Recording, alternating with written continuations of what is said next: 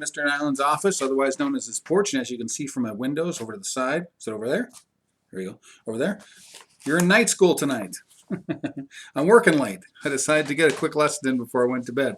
So we are going to do that. So your word of the week this week, or the word of the day, is cumbersome, difficult to handle or use, especially because of size or weight, clumsy to handle.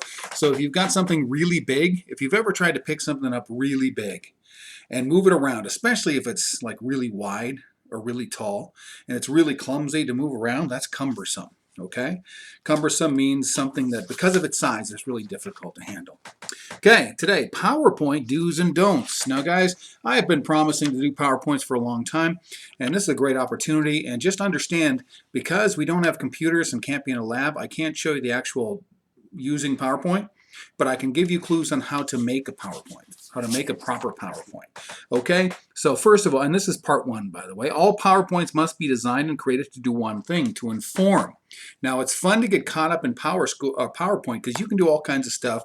You can put in interesting transitions, and you can use fancy colors and your favorite picture. But you got to remember, the point of a PowerPoint is to inform people.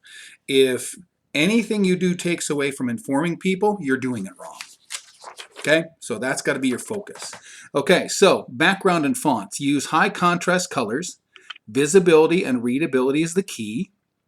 Be consistent throughout. Best is a plain color for a background and a font with a high contrast color. And what that means is this.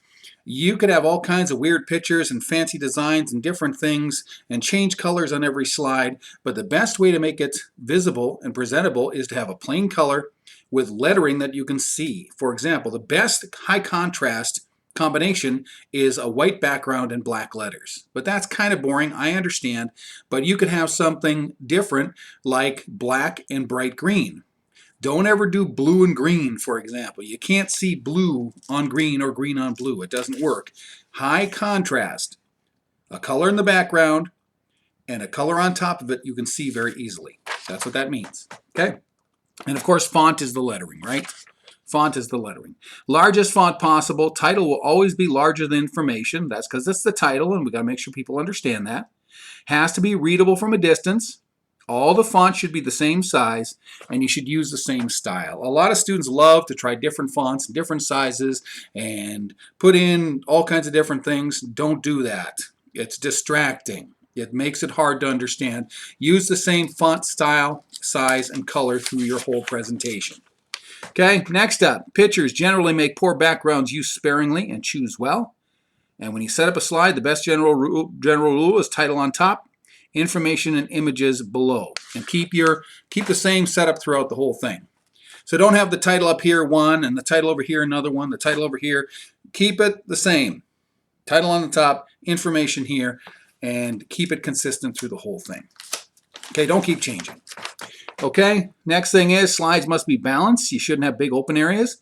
And the transition should be the same. I know you guys love to put in all kinds of fancy transitions. It's so much fun.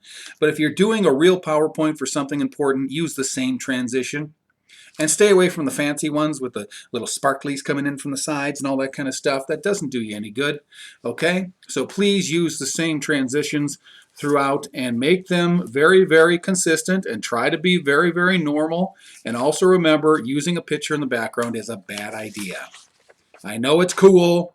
I know you like to put your favorite hockey team logo on the back and all that stuff, but it doesn't help your PowerPoint.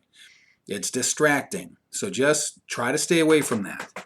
Okay, use the fewest words possible. No full paragraphs. Do not write incomplete sentences. Use bullet points, and remember, it's a presentation. It's not intended to have some big paragraph with font this tiny so nobody can see it. You should write with bullet points. You know what those are, guys, the things with the dots in front. And you should use in partial sentences and make the letters as big as you can. And then what you're supposed to do when you present it is talk through it. Talk through the details, and that's how you get the extra stuff in there. Remember, it's a presentation. You're supposed to get their attention, and then you're supposed to fill in the blanks when you present. So don't fill it up with a big paragraph with tiny little letters. Okay? Presenter must expand. That's what I just said. Always, always, always correct your spelling.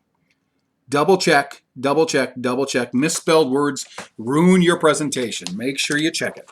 Okay, and the process is organization. First, you create folders One for images, one for resources, one for research. Does this remind you of research, guys?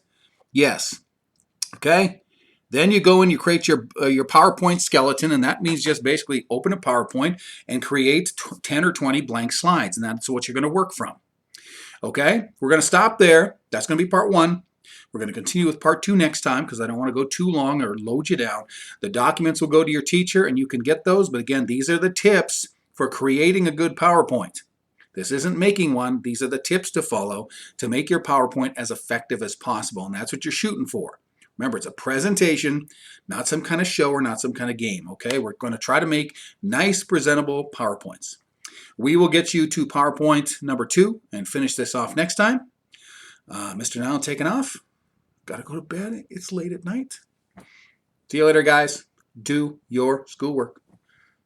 Bye.